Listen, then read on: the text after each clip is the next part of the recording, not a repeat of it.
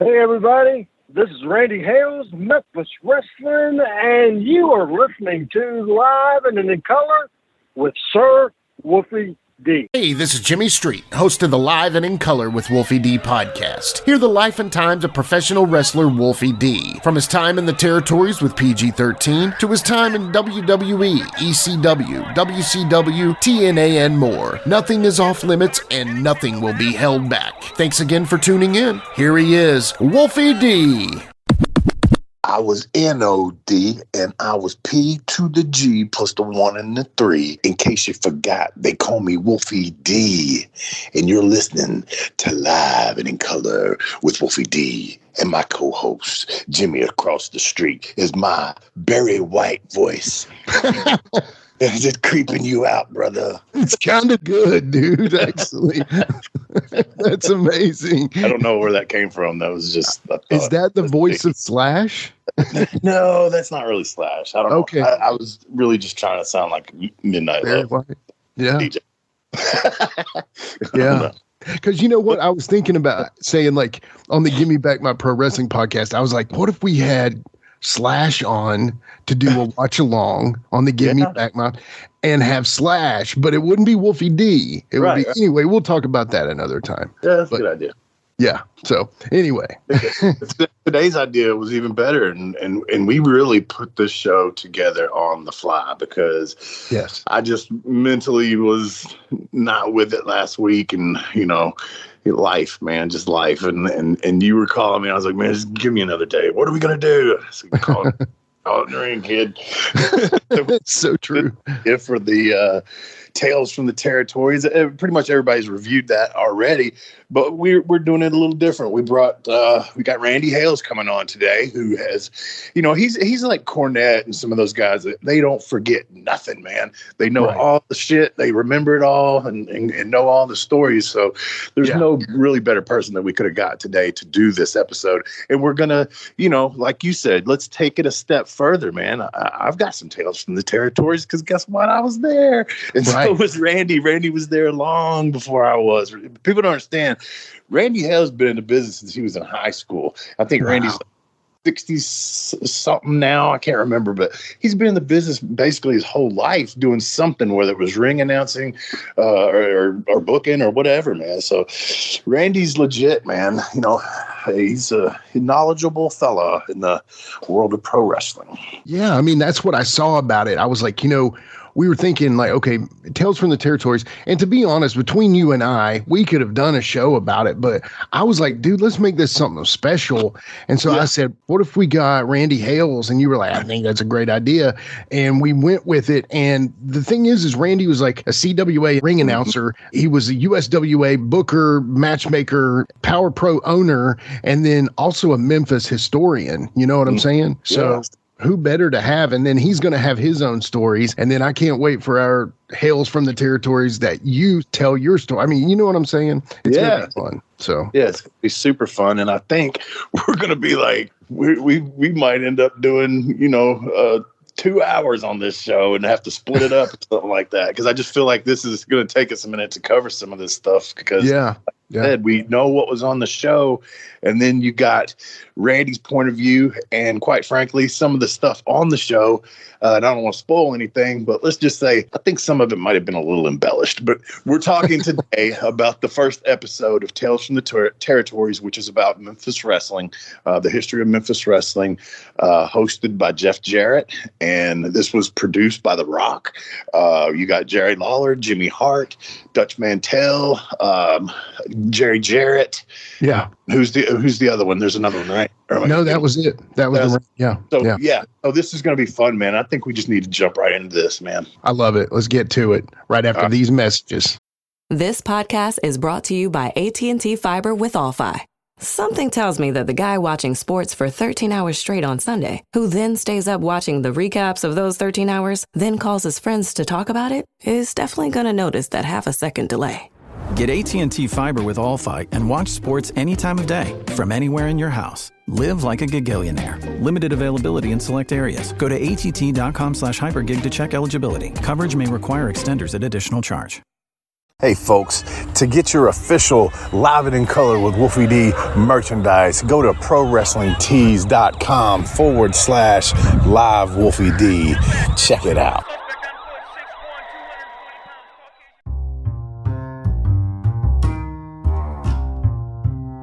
If you're listening to Live and in Color with Wolfie D on Apple Podcast and like what you're hearing, go ahead and leave a 5-star rating. And while you're at it, write a review. Tell us what you liked. Tell us what you'd like to hear in the future. It's very important to us and always appreciated. Thanks again. All right, guys, we're back. And as we promised, today we're going to be talking about, we're calling it Hales from the Territories because we got Randy Hales coming on. But we're talking about The Rock's show that he does with Vice. And it started, it's a spinoff of Dark Side of the Ring.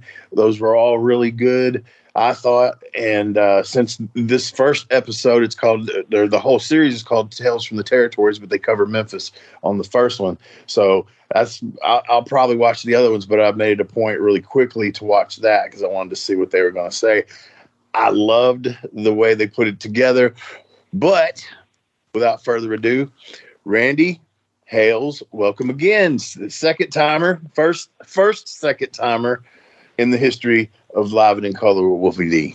Now, kind of produce you because to introduce your guest properly, I want you to tell our friends, our viewers, the thing that you had called me several days after the show dropped, and it could have changed since then, but you called me one day. I was on a long Uber trip, and you called me with the good news. So the first day listens for my show, my debut. Do you remember what that was, Wolfie D? And I'm going to let Jimmy back me up on this because I get all my numbers from him. And so you had the one-day record. I don't recall what the one-day number was, but has he since been beaten, Jimmy? So I figured Road Dogg would beat me because certainly he has more of a national thing. Now, I think that I have better Memphis stories than he does. All right, well, hang on. Before you go any further, let's find out the answer to the trivia. Does the record still stand, or the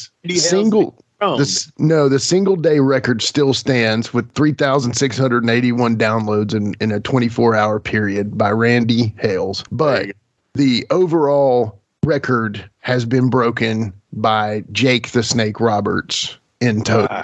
That makes me hot. The single day record is the one to go with, though, in my opinion. That's pretty good. Yeah, I'm hot about is that Jake the Snake beat me and Road Dogg both. Yeah, he did. He's been around for a while, Randy. I mean, he's Jake the Snake. Fuck. He did get a bit of a name, didn't he? Yeah. All right. So, Randy, what was your overall thought of the Tales from the Territory Memphis episode? Well, I was a fan of Dark Side of the Ring. Most of the episodes they did was just fantastic. So I was very, very excited that they were going to do the Tales from the Territories. And I have watched the very first episode, which was on Memphis and the round table of our guys, Hart and Jeff and Jerry and Jerry Lawler and Dutch. I thought it was great, and we'll get into it. Some things were embellished, especially Jerry Jarrett. Embellished big time, and absolutely every I've heard talk about it, as including Jim Cornette did a podcast about it, and Jerry Jarrett's version of the Spider Al Galento story. That incident with Galento did happen, but this was I've heard the story 100 times. Yeah, what's the version you've heard? Yeah, I heard the version that. And real quickly, Randy, I don't mean to cut you off, but for people that, and you kind of just said the names and stuff. So Jerry Jarrett claimed that he got into a shoot with Galento in the ring, and Galento was hitting him with something, and Jerry pulled his eyeball out, completely out. And that's how Jerry Jarrett told the story on the show. And so Randy has another version.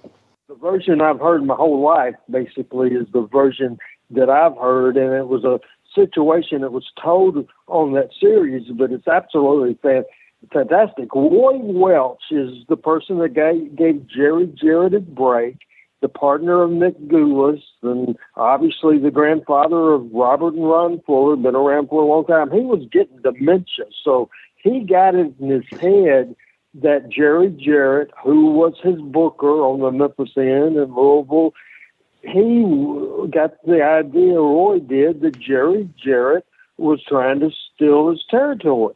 Mm-hmm. And so he got a hold of one of the guys that worked for him for many years, that was Spider Al Galento.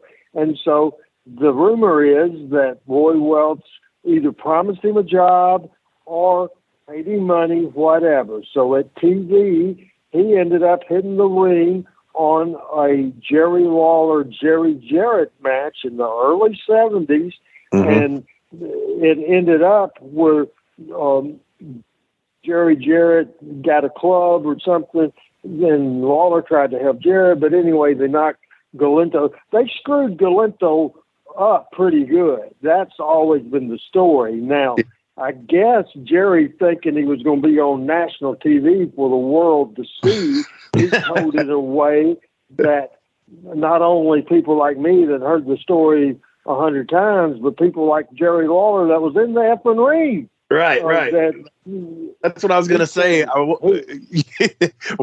Lawler probably sitting there thinking, that's not, but he can't interject and go, you fucking full of shit, you know?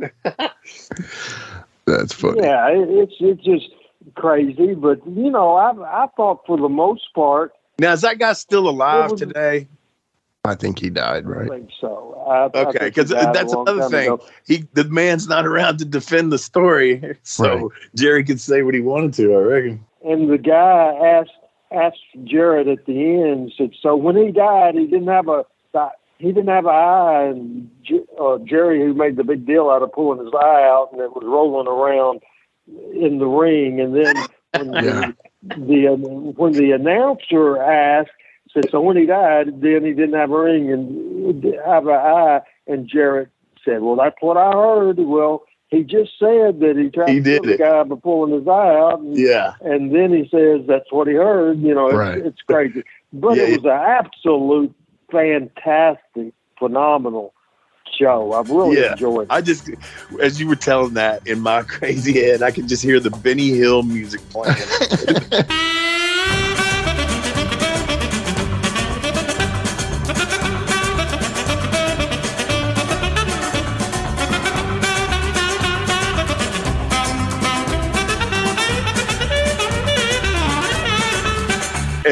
And the sound of the eyeball going boop, and then it rolling around the ring. When you said rolling around the ring, and then them like trying to chase it and pick it up like a fumble. Everybody's diving at it. Yeah, and I just definitely dropped yakety sax right there. So Wolfie, you had heard. You're younger than me, obviously. You had heard the story in the past. Version of it, right? It wasn't the first time you heard the story, right? Well, did I recall when I saw it? I couldn't remember hearing it before. I probably didn't. I can't remember.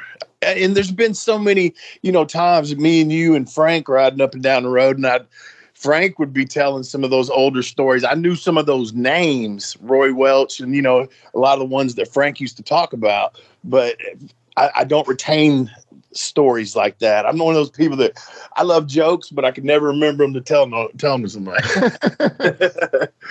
When you heard that story on Tales from the Territory, and that's a pretty drastic thing to happen, the guy's eye bouncing around the ring. Did you pop when you heard that story? I mean, of course I did. You know, I always hear about from Wolfie D's stories and other wrestlers that I've known, they're always talking about popping eyeballs, man. It's just like something wrestlers do. And to know not only, you know, he said, I took out my old Sailor Moran training and, you know, I popped his eyeball. You know, the hand is more bones than the forehead. So let him punch me, break his hand, and then pop his eyeball. And I was just like, okay, that sounds awesome. But at the same time, the fact that he actually took the eyeball out, I know a lot of guys have popped eyeballs, but usually they just kind of dangle. Yeah, well, I know you have. I did that. Randy, do you remember that? I did that to Jamie. No, I don't remember that. Yes. Oh, my God. And we were at Hales Anita's. We were at Anita's house. Anita was, to those that don't know, Carrie Von Erich's close friend. She was a nurse. Some people have different opinions on her role in his life. I'll just put it like that. But we were staying there with Mike Anthony. And me and Jamie had been out, and I think it was already daylight when we got back in. And for some reason, well, I don't know, who knows? We got to arguing and about ready to fight. And he was standing on her, she lived in the trailer, and he was standing on those concrete steps, you know, and I'm standing on the grass facing him, and he's facing me. Then all of a sudden, he like leaps at me and punches me and kind of fez presses me all at the same time. Okay. So he's like on top of me. And I don't even think he got another punch off before I just reached up and I put my right thumb in his eye and I felt it go bloop, bloop, and it went right back in. Yeah. But it was immediately black. And obviously he reached up with both hands and grabbed his face. Yeah. And I rolled him over and started dinging him. And he showed up to TV with a big black eye that morning. Man. Do you not remember him showing up to TV with a black eye? And I think me and him might have that was when me and him broke up that first time. It might have been working against each other. Oh, my God. Like that might have been an era of time. Was I booking yet? I don't think so. I really don't know that I think about that part of it. I don't think so either. So that's because you didn't book me and Jamie breaking up. Gotcha. And that's not something you would have probably ever. You would have come to me and told me you got involved with Jamie and Style. You wouldn't have told me that, especially in those days. Yeah. So this must have been pre that. I don't remember, but it was early on. But yeah, that happened. He showed up with a big black eye. Not to kind of take it off a different subject, but the one thing that I noticed about the very beginning of this was you kind of see, and I don't know the real Jimmy Hart in this. Jimmy actually is always like, hey, baby, you know, come on down to Hawk's Beach Shop, baby. That's all I've ever seen in person and back in the back. And that's all I've ever seen. And of course, they're talking the pea shooter incident, but I feel like you kind of get to see a glance of the real Jimmy Hart. Am I correct in that, Randy? I have a different opinion of Jimmy Hart than most people do. Okay. I really do. And whether on that show, to me, he was performing just like he always performed. To me, Jimmy Hart, let me clean this up a little bit. Let it rip, Randy. Tell me. Please. Here's the thing. Jimmy Valiant used to do his promos on Hart, and I think it's the best description at all. And he was doing it working-wise, but shooting-wise, I will say this. Jimmy Hart is a snake in the grass. Absolutely, 100%. All for Jimmy, 100%.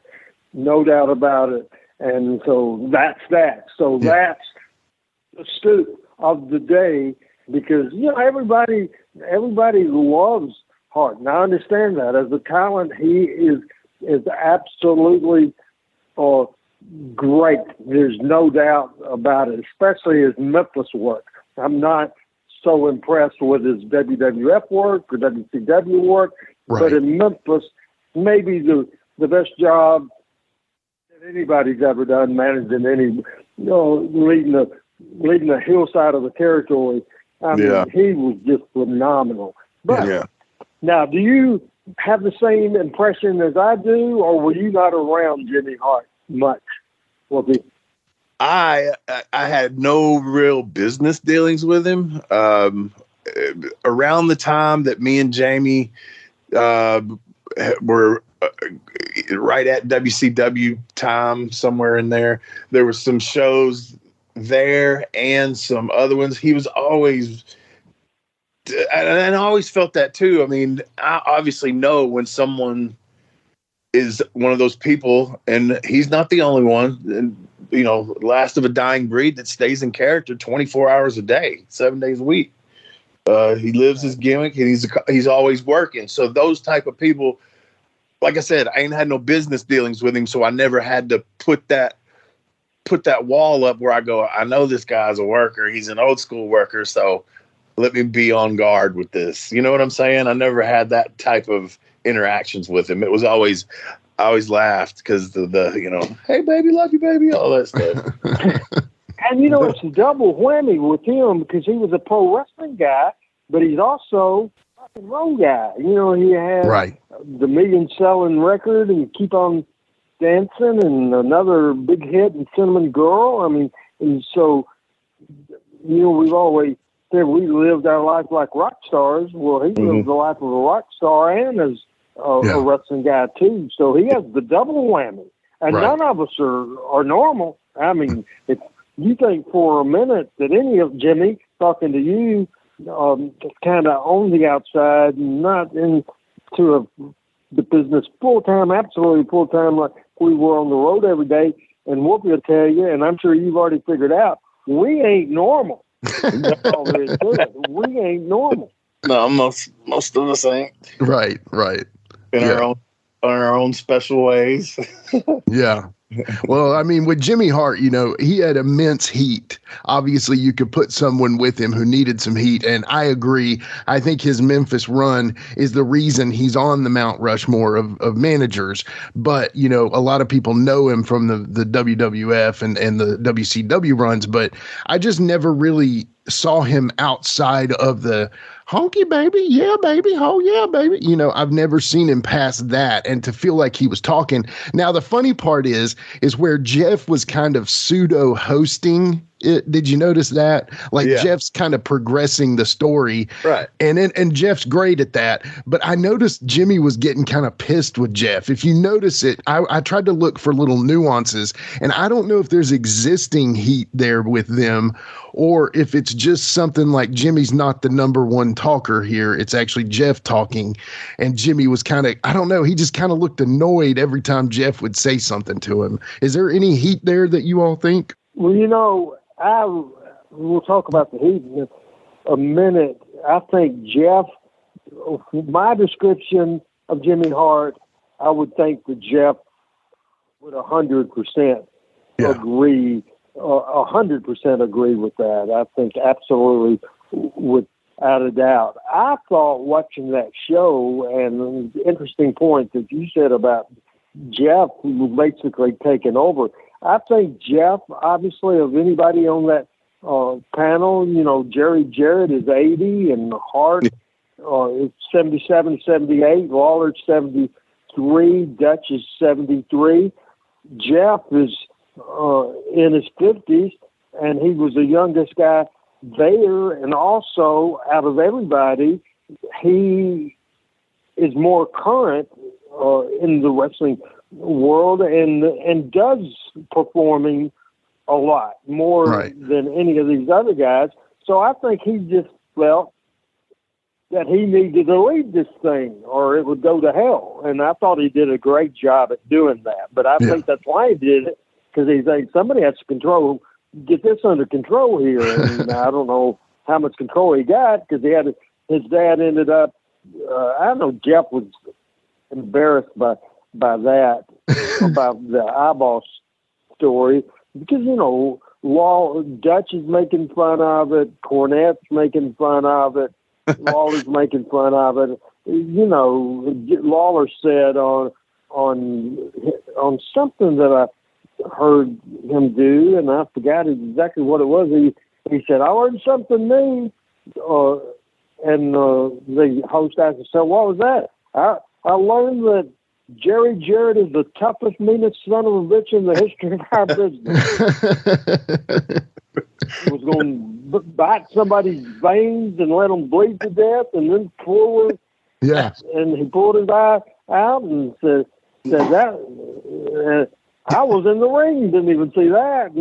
Making a joke out of it. Yeah. What did Dutch say? Dutch kind of just said, yeah, just crazy story. I'd never heard the story. Everybody would say, I've never heard that story told that way before. Yeah. Not he's a liar. Right. That's a new one. Yeah. But, man, it like you said, but Jerry's kind of always been a little bit like that anyway. But I also think that now that he's the age that he is, it's gotten worse because he really kind of don't remember. A lot of the guys, when they get this age, what I've noticed doing this show, hell, even talking to Lawler don't remember some shit, man. Exactly. I agree. Yeah. You could tell. Yeah, Lawler don't remember. He says it all the time. It was a job to him, and he went and did it and made money at it. But when he went home, he did his other stuff, whether it was a girlfriend or a wife, or whether it was watching the Cleveland Indians or the Browns or whatever. The fact, the wrestling business did not consume Jerry Lawler at all. Right. So, there's a lot of things he don't remember. I tell him stuff all the time. Yeah. He don't remember. I think he's proud of his career. I'll tell a story real quick, kind of getting away from that show, but this is a tale, and this kind of, to me, is fascinating. I was listening to a sports talk show in August in Jonesboro, and the dude, it was a Jonesboro talk station, the dude was talking to a coach at some time a type of team on the day they was honoring Elvis Presley because it was the anniversary of his death. And this coach was saying, yeah, we were at football practice and there was coaches and they were players and the radio came on and the announcement was the king had died. And everybody, and the coach said, including myself, everybody was crying, was upset, just terrified, because when you said the king, they thought it was Lawler that died. Yeah. Wow. Thought it was Lawler. And this coach was saying, I hate to say this, and I know me and my team back then was in the minority, but when we found out it was Elvis Presley, we thought, thank God. They were relieved that it was Elvis and not Jerry Lawler. So I called Lawler. Don't talk to him much, but I thought it was a hell of a story, so I called and told Lawler the story. And things like that he loved. Yeah. You're over. We can go back and sneak that story in. That was great, Randy. Thank you. I want to kind of, before we get away from the Jimmy Hart and the Jerry Jarrett, I want to bring this in. Now, they brought up the fact, of course, with the pea shooter guy or the blowgun or whatever, they brought a fan back for what they call extra attention. How many times do you all remember a fan being brought back? Not only that you thumped them out there, but you had to give them a little extra in the back. Yeah, that's something that probably was over with by the time I got in the business. I've told plenty of stories where people jump in and thumping them and shit. Yeah. But as far as, I did told you the one time in Louisville, the cops did grab that son of a bitch. And when I turned around, both of one cop had one arm, one had the other. And wham, I hit him, and they let me, but then they removed him from the venue, the Louisville Gardens. But I've never heard of them delivering anybody anywhere. Randy probably has. No, I've not. We're taking them in the back, and I heard that story they told in the Louisville situation. But I tell you where I've heard the story the most is I've heard Cornette talk about it. That it used to happen in Bill Watts' territory all the time. Gotcha. They took them back in the back and that sort of thing.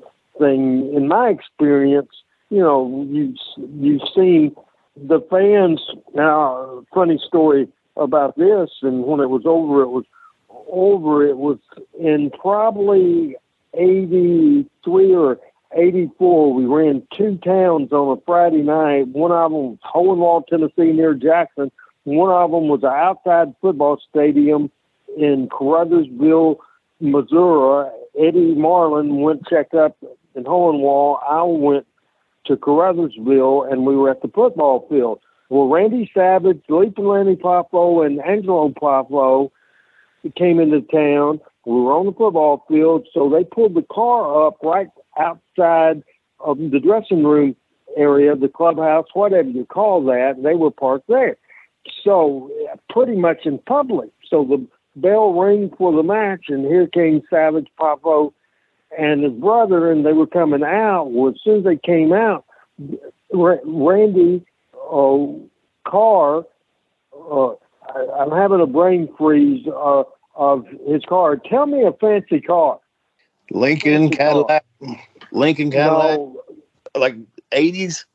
Corvette. 70s, a big thing. They still have Mercedes. Mercedes. All right. This was the old one. But Randy came out of that dressing room, and some kid, high school kid, had climbed up on top of Randy's car, the Mercedes, jumping up and down. So Randy goes, reaches up, and body slams him on the ground. Boom, and the fight was over, and the cops got there, whatever. Then later in the night, man, here came, after the match was over, basically the match was ended, here comes tons of police officers. I mean, tons of police officers, and they arrested Randy Savage for slamming the boy. It ended up, Randy's biggest mistake, the kid he body slammed off the car, the mayor of Caruthersville son. Oh, man. Son. So he went home, cried to his daddy. His daddy had Savage arrested. Angelo came up to me and said, "We don't have the money for the bail." And I forgot how sure. I think a couple of $1,000. And I remember to this day, even back in '83, it was a hell of a house. It was like $7,600, the gross house. But Angelo said, "If you can loan us some money," and I don't go around normally carrying that type of money, but I was checking up, so I had the money, and so we gave Angelo Poffo the money to bail Savage out of jail, and they returned the money later. But interesting thing, not many of you. I bet there's not one person on this recording right now, and maybe not one person listening to this show that had a part in bailing Randy Savage out of jail. Yeah. You're right. Not a lot of people can say that, Randy. No, you're exactly right. I'm kind of proud of that. Yeah, man. That's a good one. Hey, Randy, what about now? They included the Lawler getting run over by Eddie Gilbert and the Joe Duke thing. You know, two of the biggest bumps Lawler took, but he got hurt. Was it not for sure that he got hurt on the Duke toss? And then I don't recall if he got hurt with the Eddie run over or not. What's your recollection? 100% the Duke thing. Yeah. He got hurt because he took that slam and it was his idea, and he just grabbed the rope on the way out. It slowed his momentum, and he took the bad thing. He had internal bleeding, and it was a big deal. You know, as they covered that story, I thought just watching it again was Joe Duke's promo with the axe. Yeah, oh, God. Almost scared me watching it again. That was terrifying. Yes. It really was. That was just so good. Yeah, it really was. And so believable. What I also liked is they brought out the famous Memphis 4x4 post table that Wolfie's told the story of trying to break. And I don't know if it's the same table. Is it the same table, you think? By the time we were doing the PG thing, it was a different table. But it was damn made exactly alike, wasn't it? Oh, yeah. Because I think we eventually destroyed the thing. I think when you talk about the history of Memphis wrestling, I think the Duke deal has to be right up there. That's as memorable as anything. I mean, that really is. Age-wise, Wolfie, you're obviously younger than me. I was a ring announcer. Then it was in when that happened was in 1978. Well, hell, I was still in high school in 1978. I was announcing and selling gimmicks and that sort of thing, but that's before I was in the office, obviously. But still, Joe LeDuc, I remember him being a nice guy, super nice guy, but he was one of those scary dudes, boy. Yeah. I bet not many fans got mad enough at Joe LeDuc where they might come up to him and knock him in the back, but face to face they wouldn't have messed with him. Do you think, Wolf? No, that's the thing. I've talked about that a bazillion times, man. The fans, it just sucks because they're not afraid of the heels no more. And, that was so fun. You know what I mean? Having it like that, where you could work somewhere and, not that I was at the beginning a big intimidating guy, but still I could scare little kids and old people. Yeah. But really just little kids. But, you know what I mean? They used to when you go up at them, they back off, but now they jump closer to your face, just begging you to hit them for a lawsuit. Right. It's been since July that I've told this, so I think I can get away bragging on us a little bit and bragging on PG and the rock and roll, because it's been a long time since these two son of a guns have asked me back. Anyway, talking about heat, guys, about heat, I think, and I'll let anybody argue with me about this, absolutely you can argue with me. Wolfie's not going to argue with me because he'll agree with it because he was a part of it. But the last time in the Memphis territory that we had a heated angle where the people were willing to go to jail or willing to commit a violent act to help their baby faces, the last time that happened, not only in Memphis, but I think the last time in wrestling it's happened to that degree was Rock and Roll Express, PG-13, Smoky Mountain Wrestling, USWA. Now, I don't want to be like Jerry Jarrett embellishing something like the eye bouncing around the ring. I don't want to do that. But honestly, in my heart, the way I remember it, and it's been a long time, it's been 1995, do the math, people. Am I right, Wolfie? Tell me anything since then that got that kind of heat where the fans not only were mad at the Hales, you can't be mad at the Hales if they're not doing something to somebody they cared about. Right. That's the key to it, Jimmy. Yeah. You have to care about those baby faces. The people in this territory cared about Wolfie and Jamie. Absolutely. That's why they were so mad. Plus, they were loyal to the promotion. That was a double edge. These guys were not only coming after PG, they were coming after their wrestling. This was their wrestling company, the fans' wrestling company. So the emotion there. So that's a long kind of promo that I just gave. So am I on track or off track? Is that the last time that kind of heat went on? Yeah, you can't have it like that anymore. Just the way it is, you just can't have it anymore.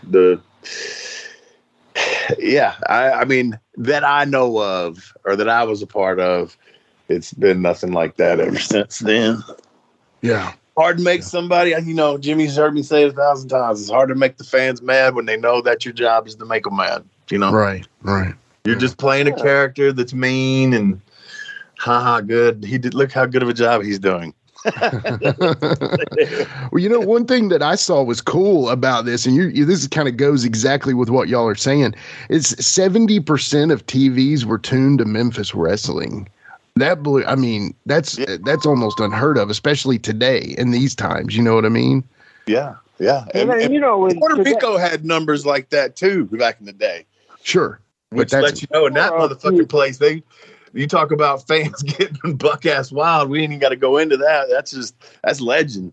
Yeah. Absolutely. It's just different times, and I think it's why people, the fans, like the fact that you guys do the show, and I think you said to me, Wolfie, that you've had a lot of great guests, but the people like to hear.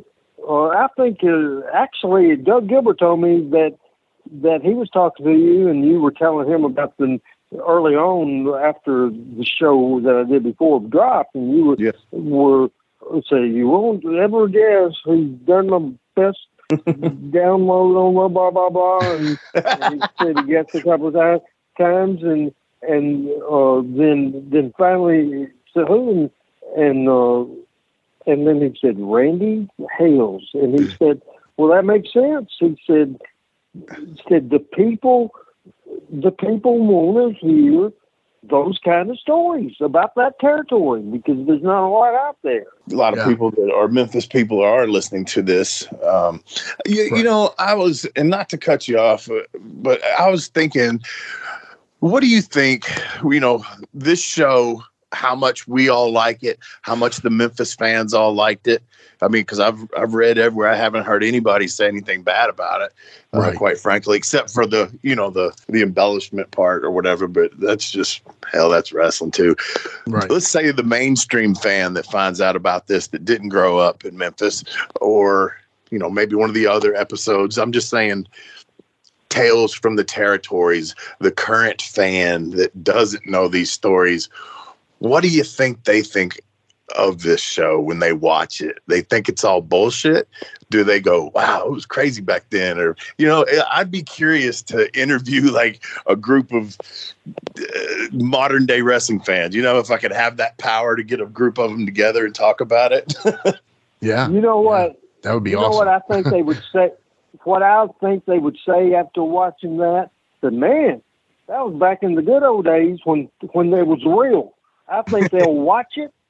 They know what the business is now. I think they would watch it, Wolfie.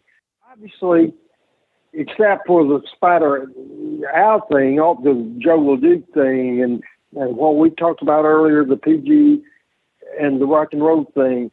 That was all a work. It was. But people weren't smart enough, the bottom line. But I think the people would watch now, and I really think they think, man, it was real back then. I think they might say some negative stuff. They might say, man, that looks kind of rinky-dink, 100 people there in that studio or whatever. But, man, they were really fighting. And it wasn't, in our mind, that was the name of the game. Yeah.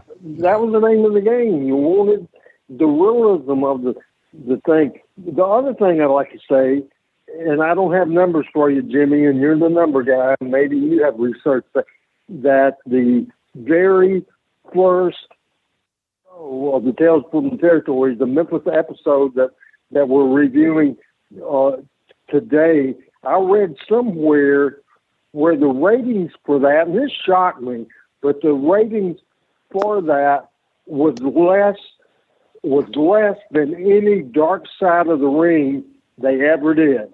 So rating-wise, it wasn't very successful. That's what I kind of meant by that. I was like,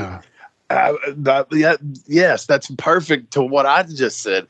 I'm wondering what these current people are thinking, mainstream people, because yes, the numbers that it got are probably all from people like us, you know?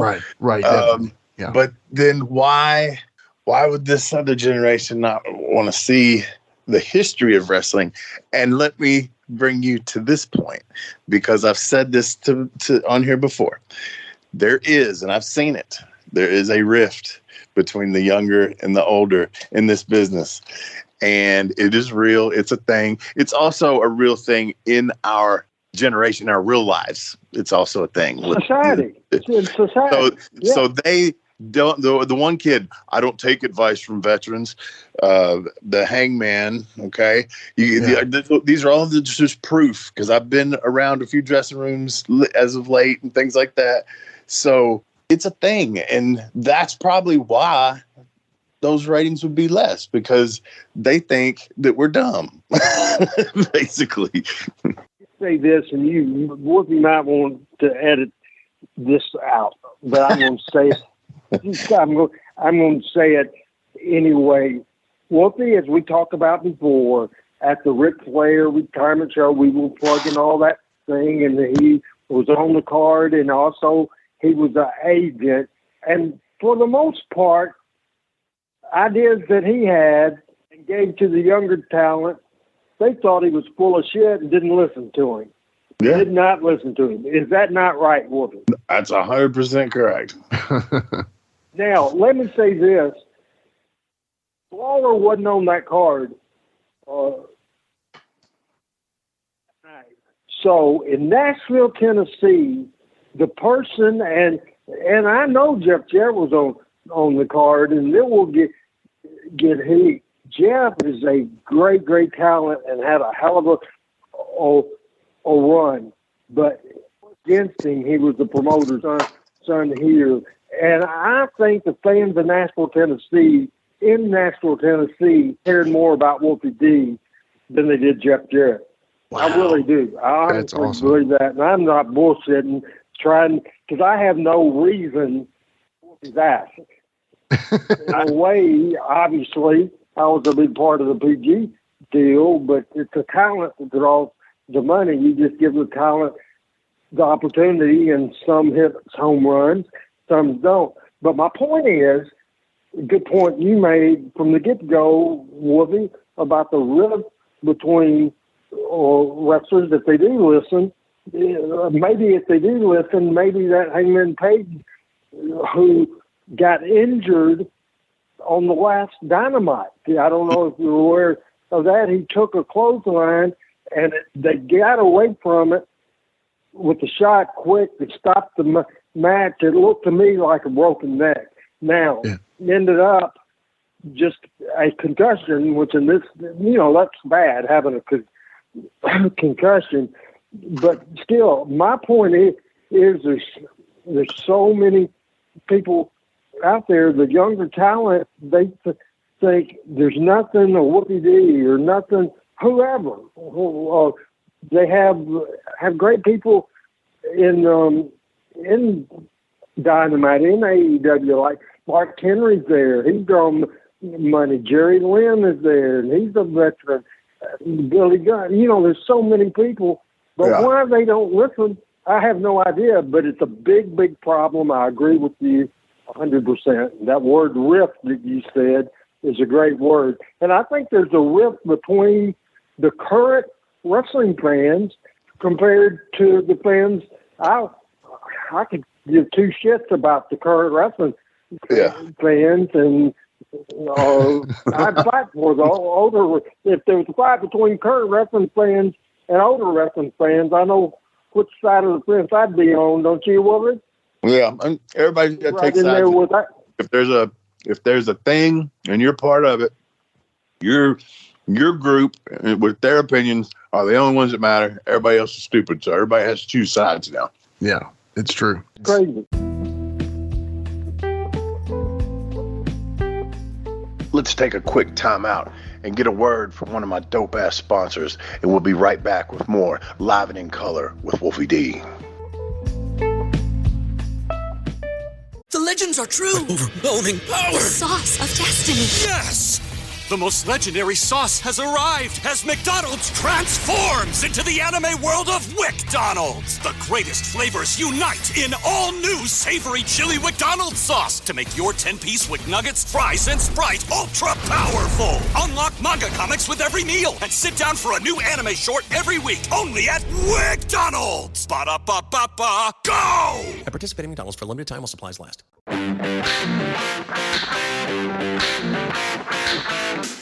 Hey folks, this is Wolfie D here, and if you are looking to buy or sell a home in Tennessee or Southern Kentucky, you're going to want to call my buddy, the rock star realtor, Benji Bowie. And you say, Wolfie, how do I get in touch with this rock star? Well, you can call him directly at 615-390-8216. You can go to his website, bowiehomes.com. That's B-U-I-E homes.com. Or you can email him at benbowie34@gmail.com. When you need a home, you need the Rockstar Realtor. Benji is a member of Exit Realty's Garden Gate team in Gallatin, Tennessee. Walmart Plus members save on meeting up with friends. Save on having them over for dinner with free delivery with no hidden fees or markups. That's groceries, plus napkins, plus that vegetable chopper to make things a bit easier. Plus, members save on gas to go meet them in their neck of the woods. Plus, when you're ready for the ultimate sign of friendship, start a show together with your included Paramount Plus subscription. Walmart Plus members save on this plus so much more. Start a 30-day free trial at walmartplus.com. Paramount Plus Essential Plan only. Separate registration required. See Walmart Plus terms and conditions. Wrestling in a prison. So, Wolfie D, I got to ask first, have you ever wrestled in a prison? No. Okay. All right. So tell me, Randy, have you ever booked or worked or been near a show in a prison? Yes, Okay. I have. Tell us about it. Funny story, and part of this story leads to I'm sure, one of the most told Randy Hales stories ever. So we were booked on a Tuesday mid-morning at the prison near Louisville, a Kentucky prison, and Jeff Jarrett and Scott Steiner and Frank Morrell was in one car. Me and Bill Dundee was in another car. So we go, and you walk into this thing, and they, I think it was Dundee or Frank, obviously say, and I had enough sin, I wasn't going to take it in anyway. Dundee said, I taken my gun out of my briefcase? Have you done that to yours? I said, I didn't even bring it, knowing we're going to a prison. But they check you, they frisk you, the whole 9 yards. I hadn't seen that in my life. So when they walked in, Jeff, the blonde-headed baby face, the prisoners, Jeff was the biggest heel there, pretty boy, biggest heel there, and they were saying they do things that you can imagine. We're not going to go there, but you can imagine what these prisoners said they like to do to Jeff. You're there. So I was scared to death in that situation. And so, again, the guy with Jeff was what I thought the toughest guy in our crew. I shadowed Scott Steiner everywhere he went, I went. If I had to go somewhere to talk to somebody in the prison, I took Steiner with me. So I'm going to say, I think this guy, with him. Yeah. If they do, it'll be a mistake. That led to us getting back to the Louisville Gardens early, and I'm guessing this was like 87 or 88, and we get back, and we're all taking a little nap downstairs in the dressing room, and finally I wake up, and I went upstairs walking around. Frank had got up, and then I was stopped by somebody, and then somebody knocked on the door from the alley, and so Frank said to me, I'll race you. So he had like 100 feet advantage over me, and so I ran trying to catch up, but he got to the door.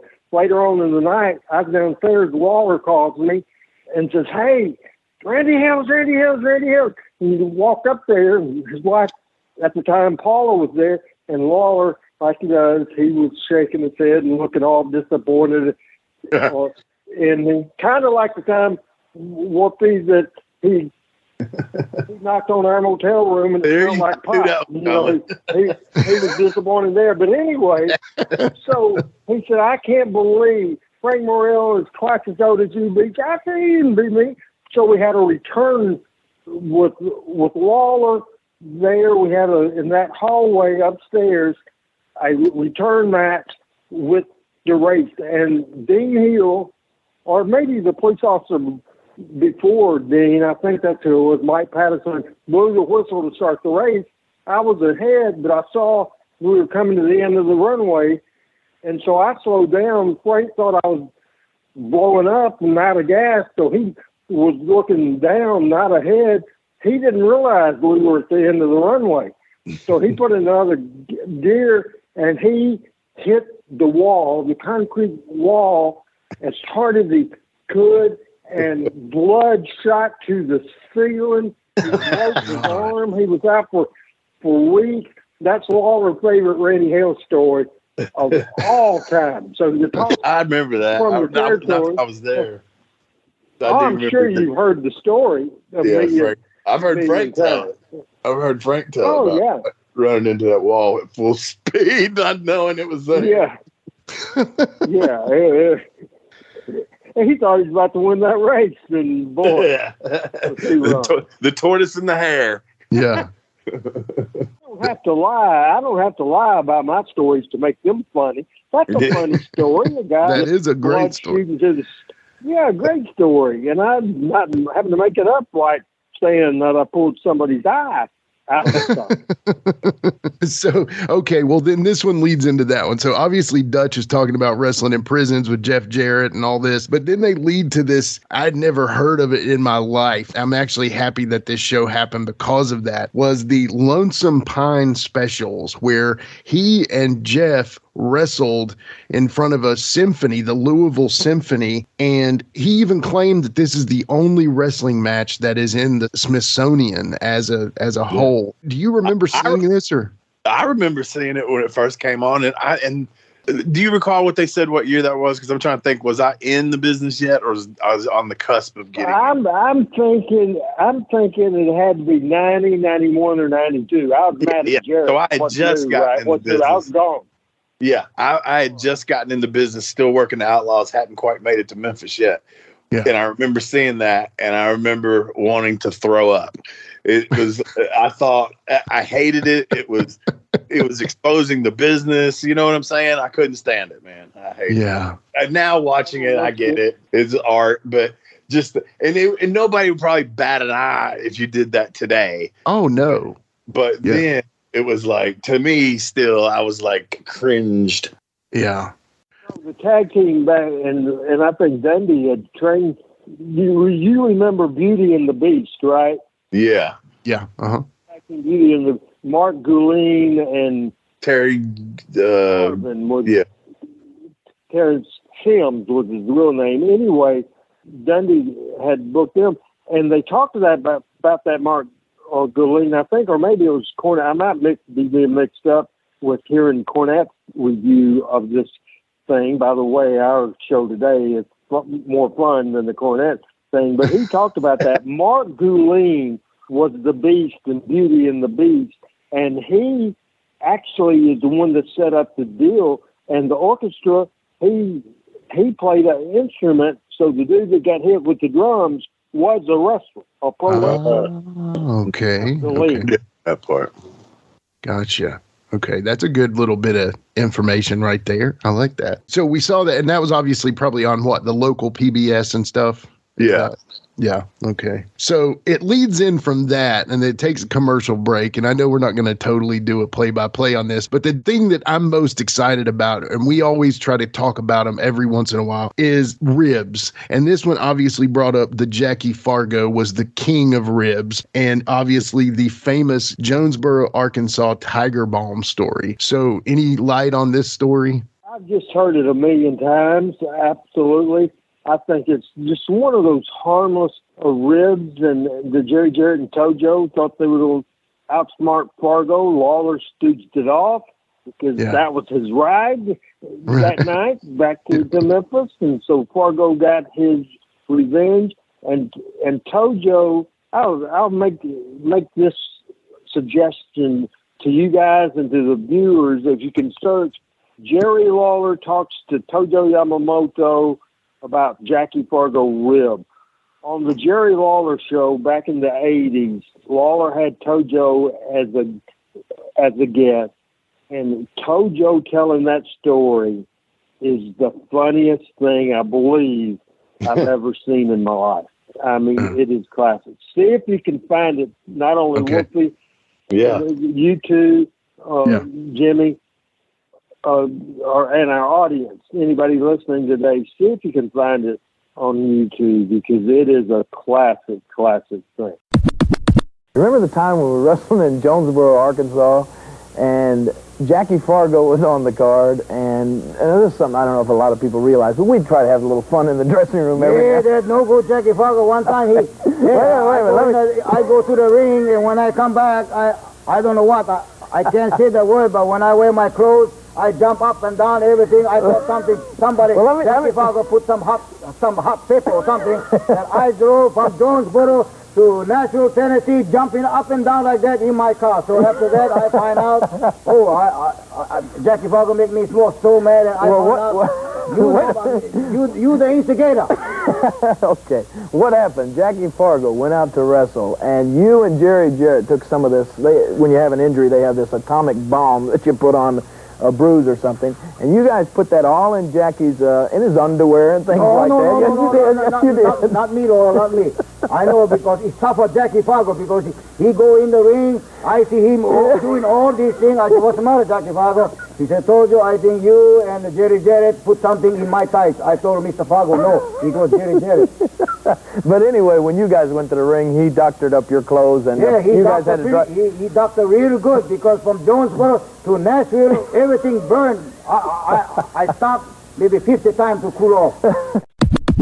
So speaking of that, then tell us about your favorite rib, or if somebody says, hey, Randy, you got to know about some ribs. I want to hear a good Randy Hales rib story. I don't know if it was because it was a different era at all, but I don't know if it was because of the fact that most of the time I was in the office. I just don't recall many. I think there's one that I remember me personally that Jamie thought was funny, and I damn near fired him for it, and overreacted big time. Overreacted, yeah. The deal was, I was in a meeting with the general manager of the Louisville Gardens. It was a snow day. It was bad weather outside, but I'm talking business. I think I was trying to renegotiate the rent or something that I felt was very important. And that dead-gum goofy Jamie went outside and rode up a hard-ass snowball and damn near hit the general manager of the Gardens, but hit me right in the head. And my reaction to that, we'll let Wolfie explain that, because I was a little out of control, right, Wolfie? Randy, you've got to finish this because I don't remember. Keep going. You don't remember? No, Maybe I swear. You weren't there. Maybe you were downstairs. So I just thought, because I was getting a little blowed up, so I was getting a little out of breath. I'm getting fired up, so I was going to let you pay it off. Well, this goofy son of a gun through and hit me in the head, and then the whole freaking crew watching it, of course, because it wasn't funny, but I didn't think it was funny at the time. They laughed, and right in front of the guy's name, the general manager's name at the time was Al N.T., and he just saw that, and I'm thinking, this guy's thinking right now, the person running the wrestling company that he has in there on Tuesday nights being made a laughing stock by his wrestlers. So I did every F-bomb in the world. I'm in a fucking meeting right now. This is fucking important. That's the problem with you, Jamie Dundee. You don't give a fuck about anything about being fucking funny. This is about making money, blah, blah, blah. And I should fire your effing ass right now. I went freaking crazy. Yeah, just crazy. Jamie apologized and all that, but I don't think Jamie and I had a relationship after that. Wow. I really don't. But I can't believe, Wolfie. No, man. Hell, man. I can't remember that. Even after you tell it, I can't remember. Really? And I'm classic. Yeah, I can see it. I can see every bit of it. I can see the look on your face. I can see the look on his. I can see it all. The snowball exploding. Yeah. So I guess imagine. would you consider that a rib? Oh, yeah. Of course. I think that's a great rib. Yeah. The only time that I can think of a rib ever. And I guess the race story that I told with Waller acting disappointed, that was a rib on me as well. So the two things I can think of, only ribs I can think of. But how about you, Wolfie? You were around goofy, crazy people. Did Tommy and Rich ever rib you? Not Tommy would rib me verbally and shit. Just, come on, pussy. Yeah, it wasn't like he would set me up for pranks or anything like that. Say it, Wolfie. I never had. What's that? Say it. You know, wake up, pussy, drink his beer. And, but I'll tell you a funny story. But me and Tommy though. It's not he would categorize it as I ribbed him, but one of those unintentional ribs. Some kind of way he was at my house when my apartment in Nashville where I lived with Casey's mom, and me and him were waiting on Doug to come pick us up. We was either going to Louisville or to Evansville. I can't remember. And I'm not really sure how Tommy got to my house. It's not like he had stayed overnight from the next town or anything. Because his mom and all them lived in Nashville. Some kind of way he got to my apartment, and Doug was picking us up over there by. I lived off Stewart's Ferry. And he was picking us up to the apartment. So anyway, and without saying names and whatnot, but Randy can attest, my ex was wild, man. She would get mad and go crazy and stuff. So it depended on who I was with. And she knew that I was going to the town. Some kind of way she found out Tommy was in the apartment. Oh God, y'all are doing this, y'all are doing that, blah, blah, blah, blah. I'm like, Tommy, we got to go. She's on her way here. So my apartment's backed up to the lake, Percy Priest Lake. There was literally like a little trail out of my back. I lived on the bottom floor. You could go out the back and there's a little trail, probably 20 yards, and you were kind of on a little cliff at the edge of the lake. So there was a wooded area, right? So I said, Tommy, we cannot just walk up through the parking lot and everything. We got to call Doug before we leave my house, because obviously we didn't have cell phones. So we called Doug some kind of way. I don't know how we got Doug to know where we were. It's so crazy how things like this happen without a cell phone. So anyway, we get to, and I forget how long we had to stay there, but I made Tommy walk through the woods. Now, we got our wrestling bags, and Tommy, the most important thing Tommy has is his cooler full of beer and ice. So it's the middle of the summer. Tommy's sweating his fucking ass off, and he's got his bags and his cooler trekking through the fucking woods with me. And I'm not talking the 20 yards. We had to go around the complex, come out at the road there, literally step out of the woods with our bags, his cooler, and then cross Stewart's Ferry Pike over, hope she don't drive by and see us. And there was like a little bar, sports bar that was right there in like a little strip mall, right off the interstate. And so we crossed the street, went into there, and that's where we waited for Doug to pick us up. And Tommy was so fucking mad at me.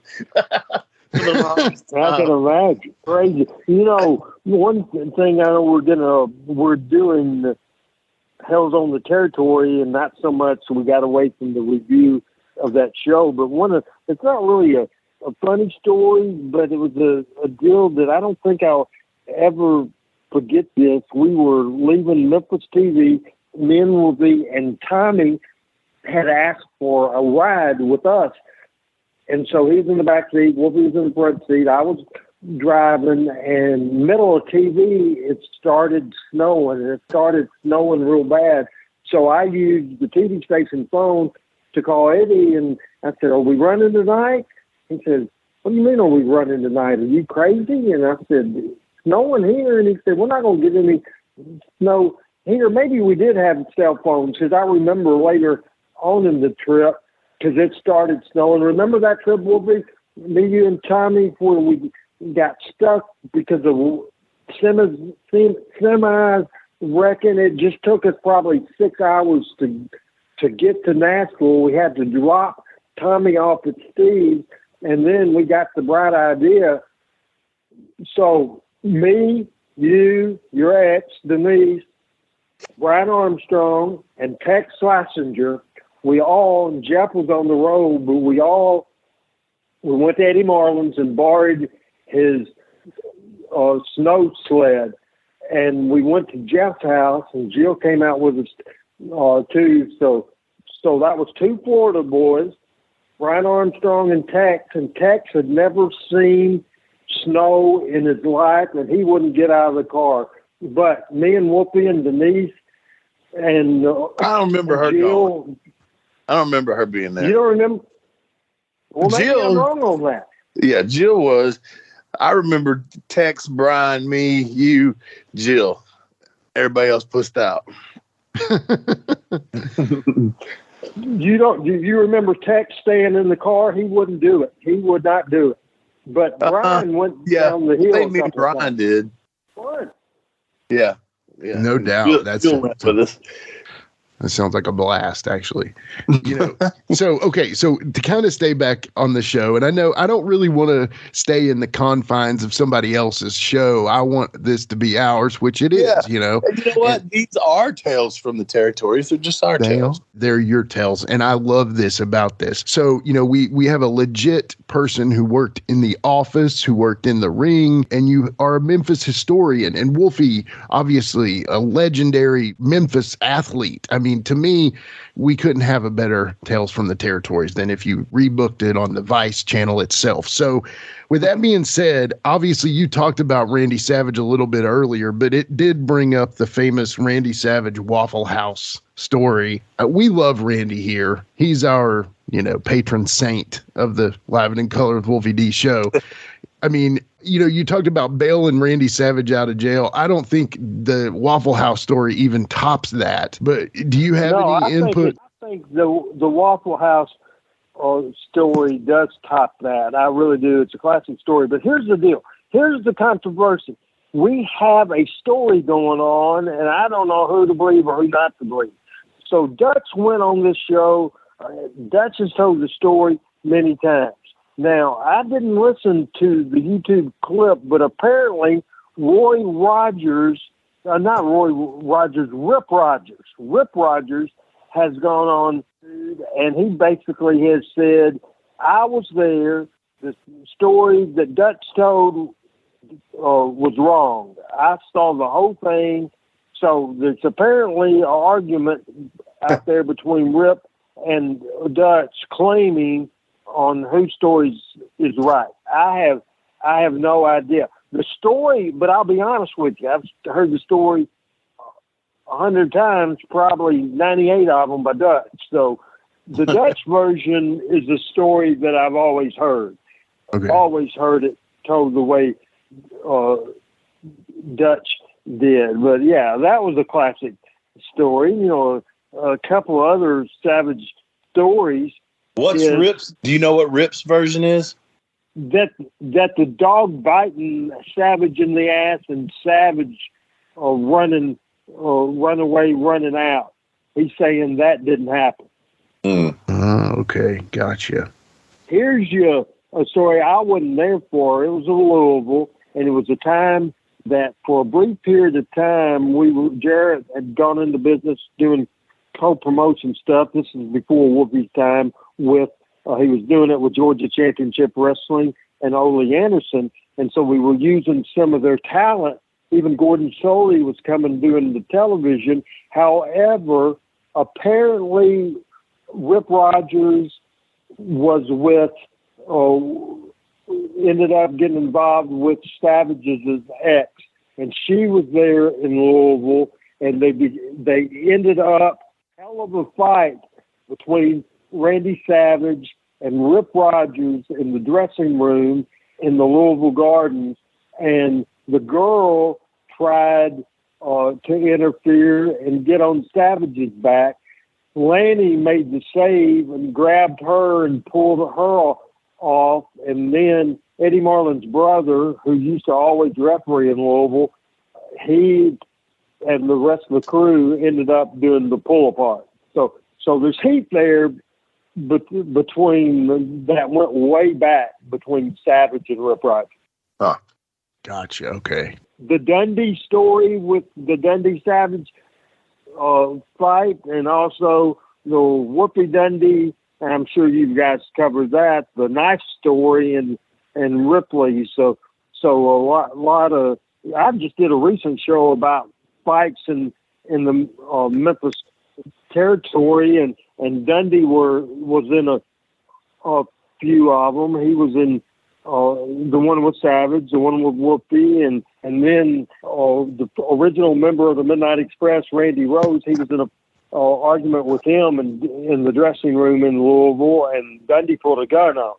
So there's it's controversial and some real serious incidents that happen in our territory. There's no doubt about that. Exactly. And you talk about guns, and that brings me back to the beginning where they talk about handsome Jimmy Valiant brandishing a .44 Magnum. And all I can think of is the Boogie Woogie Man saying, "Do you feel lucky, punk? Well, do you?" You know what I mean? Yeah, that was mistold.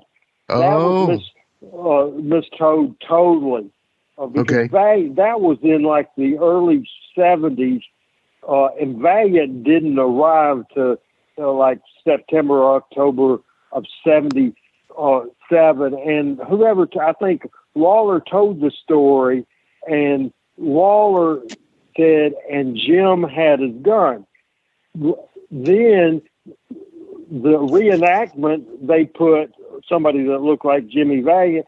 Then I think Hart, and that was before Hart's time too. Hart didn't start in the wrestling business to 79. The Jim that pulled the gun, and that story did happen with, I think it was David Jack Donovan, or maybe that was Spider Al too. I don't remember who that was at the time. I think it was with Spider Al, but Lawler's first ever tag team partner, Jim White. It was not Jimmy Valiant, but Jim White did pull the gun. Okay. So do you think that was on the show that did that, or they just kind of produced that and brought that in there? I think it said Jim, and they just assumed Jimmy. And I think Jimmy Hart, a few kind of repeated the story back, even though he wasn't around. And I think he might have said Valiant as well. He was just trying to get some traction off of Lawler's story. And I think he just got it wrong. He wasn't there then when the. Hey, one happened. That they damn sure should have covered. Did they really want? Because a lot of these were in ring. But what about the fucking Larry Burton bullshit? That's some shit right there. How that all went down, and the parties involved, and the shit that happened. And I read what made me think of that. I don't know if you've read it, Randy. If you haven't, I'd like to have your opinion on it. A post by Bill Behrens recently talking about that. It had a photo with Larry Burton with his hand in front of his face, and Bill was saying he never wanted to be photographed, and if that was his real name and all that kind of stuff. I know you hate the sumbitch, but what is the real story that goes along with that, and the tapes and all that shit? Please, that's awesome.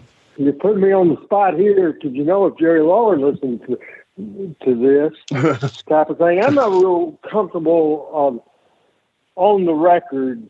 I will say a little bit, but on the record, I'm just not real comfortable talking about this. But I will say that I was on a leave of absence because the sins of the past went away, and that was the worst thing that to happen.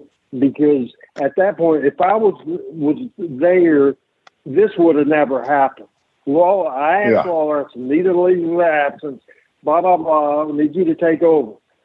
So I went away to get away, moved back to Jonesboro to get my head back together. In the meantime, he had met Burton, and Burton basically sold Lawler on this deal that he was a big Hollywood guy and he was this and that, and that he could sell the company and find somebody to sell. So on Burton's part, from the get-go, from day one, the purpose was to sell the company. And Burton, as he found a guy in Ohio, I'm trying to think as we go, he found this guy and he sent paperwork, and he flat out I got subpoenaed. I don't know if you even know this because it was early Power Pro days. I got subpoenaed and had to go to Ohio to testify. Jerry Jarrett was subpoenaed as well. I 100% thought Burton totally was bogus and total thing. I didn't have anything bad to say about Lawler, but I had a lot to say about Burton. So then they had paperwork that Burton had given them, and say it was in Clarksdale, Mississippi, on January the 3rd. And so they said, and you worked in Clarksdale, and you call bullshit to this story as the second I say something that is not true. So January the 3rd, they said Clarksdale, Mississippi did $15,750. Bullshit, yeah, Wolfie? I doubt it very seriously. Okay. So they had asked me to bring my book and books and my records. So they remember $15,750. And this is the paperwork Burton had sent to this guy that was going to buy the company and did buy the company. Selker was his name. So they said, Mr. Hales, would you look in your records and tell me what you have, the city, or you have, and any attendance and any revenue from that night? I said, okay. So I opened up the book. And that would have been 1997. Opened up the book, went to January the 3rd, and remember their paperwork said $15,750. My paperwork, you want to guess? $1,500. I had in my, you'll pop at this. What my note said? What? Due to an ice storm. Yeah. Zero. Cancel. It did not run. It did no. And Burton had said that it did almost $16,000. So yeah, I gave you, even though I said I'm uncomfortable about it, I gave you a little scoop, right? I gave you a little dirt. Absolutely. But see, that would have been a great story to talk about because that's super scandalous, So Anyway, thanks for that little tidbit. No doubt. Yeah, no doubt the biggest thing to me that pisses me off about it is that there's all the tapes that are missing. There's a whole bunch of shit that I really have never seen and would like to see that wasn't on TV, that was only on Randy West's camera. Yeah. But so the moral, kids, here is that the fall of Memphis wrestling can be blamed on Randy Hales taking a leave of absence. And the reason, hold on. I'm not finished. Hang on. Randy Hales took a leave of absence, and he took a leave of absence because of some problems, which he said earlier were caused by me, and that I'm to blame for his problems. Therefore, the downfall of Memphis wrestling falls on my hands. Wolfie D. Yeah. That must have been it. I take credit. If that wouldn't have happened, I guarantee you that Channel 5 would have not had that bad experience with the new owner and would have been canceled. And that would have happened. I would have never had Power Pro Wrestling. I would have never had that. So I missed maybe a half a year of payoffs on that deal because it just burdened. They went through Mike Samples as the booker. Who else? Dutch did. Dutch certainly understands the wrestling business, but I think Burton he was working for. Were you here during the Mike Tample's then the Dutch Mantell Book and Arrow right before the company went out of business, Wolfie? Yeah. I can't remember how much for each one, but I think mostly. I remember Burton taking us all out. Me, Dutch, Jamie, Glenn Jacobs, Kane. I don't know. There's a few other people. Late at night in Nashville at Morton's Steakhouse. They were already closed, and he called him up, and he was a VIP, and we all had lobster and steak, and we're talking hundreds, if not at about $1,000, probably, maybe more. I don't know, a bill. It's like $100 a plate at least, and that's what I recall. Is that I just thought, man, this dude. He's one of them super con men. A lot of people see these dudes, these true crime dramas and shit like that. I love to watch them. I think the average person that hasn't run into people like that think maybe, God, how does someone like this exist? Yet in our business, we ran across them all the fucking time. Some of your best friends. So did you like it? Was it good to you? Was Burton good to me? Yeah. Did I like, hold on, Randy, ask that question where I can hear you one more time. Back in that time with me gone, did you like Larry Burton? I'm not going to say that I disliked him because he didn't do anything to me at that time personally. At the age that I was, I didn't really give a shit. I don't know what I thought, whether this ain't good. I probably had that feeling, but I was still working. That's all I cared about. And like I said, he wasn't rude to me. He was the type, he's always cutting up and, trying to be one of the boys pretty much. You know how those dudes are. And that's just what I thought of him. I thought this is another one of those guys. Do you remember he got in a fight in the ENG room at Channel 5? The only person that ever was punched by Downtown Bruno in his life, Downtown Bruno punched Larry Burton. Do you remember that? I do remember, but if you know the whole story of how it happened, you can tell it but I do remember it now that you say it. Oh, I just heard. I was gone by that time. I think Rush had told Larry Burton that he would referee for free. Bruno got like $40 or $50 to referee, but Bruno had the full-time WWF job, and so Larry Burton told Bruno said, hell, the Bill Rush doesn't cost us any money, and plus is a hell of a lot better referee than you are. So Bruno punched him in the face. Wow. Wow. That's that story. Now, was that old Sailor Moran training?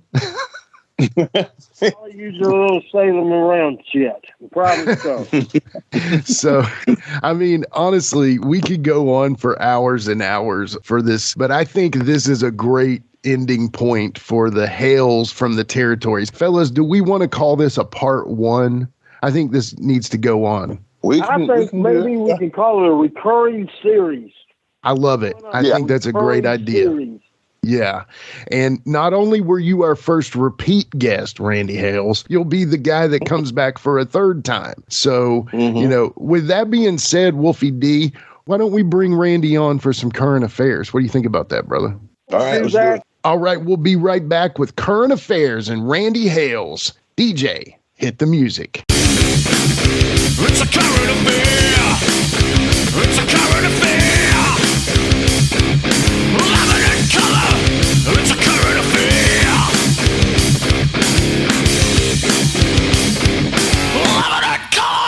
All right, we're back with current affairs, and we've got the third member of PG-13. We've got the Booker from the USW, the owner of Power Pro Wrestling, Mr. Hales from the territories himself, Randy Hales. Randy, again, thanks so much for being on the show with us. It is a true treat to have you on. I love that you're now going to be a standing, recurring guest on the show. And with that being said, we're going to talk a little current affairs. Now, this one is interesting, and I really thought about this one because I wanted to bring you on and have you answer this one because I needed your input. So recently, as you know, CM Punk, the Elite, whatever they're called, the Bucks and Omega, they had that big fight in the back. And then, of course, even more recently than that, they've had Ric Flair's son-in-law Andrade and Sammy Guevara in a fight.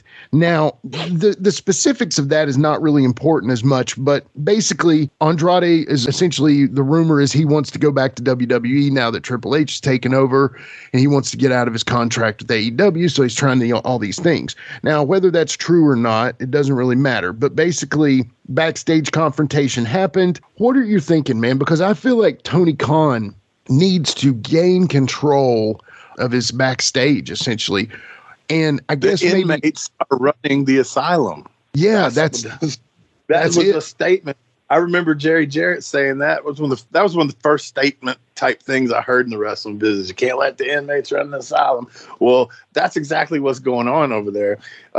You look at the IR over there, all the guys that are hurt and fighting each other. And I mean, we basically have a fucking independent show with some great production and lighting and shit. You know what I'm saying? Yeah. That's what it's to be. They admittedly, we talked about this earlier, they're not listening to the veterans. They want to do their own thing. And, he's letting it happen. I mean, right. And then my point of the IR thing is the longevity of these cats. I mean, they want to defend these stupid fucking moves that mean nothing. They're not used for anything. And now look how many are getting hurt early on, getting hurt. They can't do this. So it's fucking with the product. Yeah. Your matches are having to change. What you're building for is having to change, or this or that, because everybody keeps getting hurt because they're doing stupid shit and they have no guidance because they don't want it. Absolutely. What do you think, Randy? What I think is this, and it's funny. Let's take a look at Tony Khan, and he is a non-wrestler, a football guy, and he's the son of a rich guy. But the key to that is a non-wrestler. Then look back in the day at Memphis wrestling, the person that had success in that had to run dressing rooms, and there was an exception to the rules because since the beginning of time, you had fights in the dressing room. I don't remember the word Wolfie used earlier that we talk about riffs. I don't remember ever having a totally split dressing room. So I think it's two things. I think the major rift between the veteran talent and the established talent, the ex-WWF talent, and guys like Jericho, and there's guys there that know what to do. And like Cornette would say, the independent, the outlaw mud shows. A lot of their talent was outlaw mud shows. It don't click, and it will never click on a national level. I wasn't too concerned about the fact. I think everything goes back to the business that it's run by a person that his version of what the wrestling business is, Tony Khan's version of what the wrestling business is, how was that shaped? I'll tell you how mine was shaped. Mine was shaped by riding down the road with Eddie Marlin, with Tojo Yamamoto, with Jerry Jarrett, with Bill Dundee, with Jerry Jarrett, even with Harley Race, Nick Bockwinkel, riding with everybody. You learned the business that way. Tony learned the business by watching tape after tape, going to ECW shows, and his number one source of what the wrestling business should be is Dave Meltzer. He was a correspondent. He was an avid reader of the Wrestling Observer. So he thinks the wrestling business should be is based on, and I heard him talk about 5-star matches. This match did a 7-star match. Our goal is to do this, do that, do that. That don't mean shit. That don't mean shit. It's about connecting with the audience, and he don't understand that.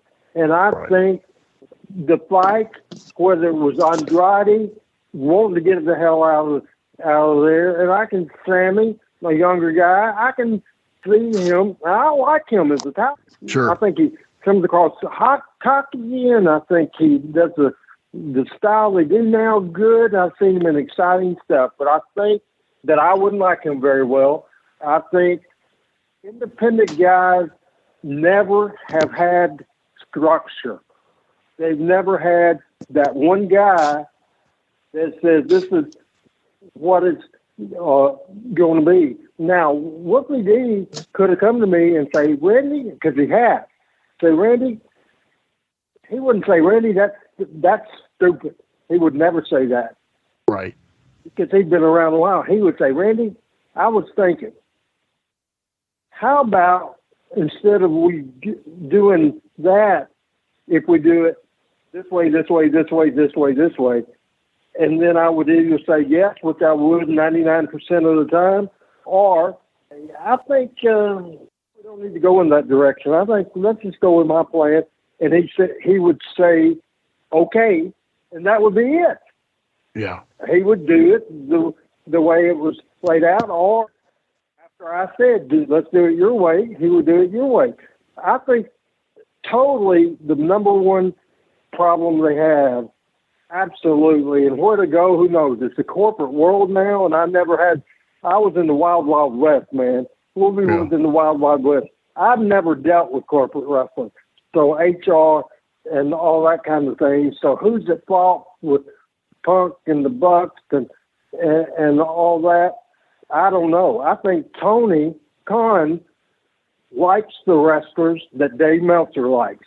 I think that's the biggest problem. He thinks he was basically a fan, a mark, however you want to say it, of Kenny Omega, who I think Dave Meltzer said is the greatest wrestler of all time. Do you see Kenny Omega being a star in Memphis back in the day, Wolfie D? Not in the capacity that he is now. Maybe, he's a good wrestler and booked as a baby face. I don't mean he would be a giant star, but I mean, he would have been looking like the rest of the baby faces that have come through Memphis that didn't really do a lot, Yeah, he wouldn't have been a PG-13. He wouldn't have been a Brian Christopher. He would have been a Jeff Jarrett. He damn sure wouldn't have been a Bill Dundee and Jerry Long. Right? Do you agree on that? So I think this is pretty controversial saying this, and I might have told this story before, maybe take a little bit of blame. Have I told y'all my Tony Khan story, my personal Khan story? I don't think so. No. Our pro era. He was a kid. He was a teenager, or maybe a senior or a freshman in college. So he was trying to call different wrestling bookers or promoters or whatever.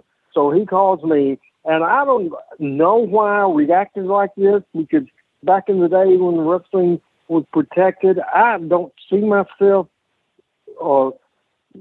having this conversation. But later on, he said it did happen. So anyway, he said he called and he emailed me a sample WWF TV that he had written. Well, first of all, just somebody said back in those days that the written TV, that would have got heat with me in the first place. But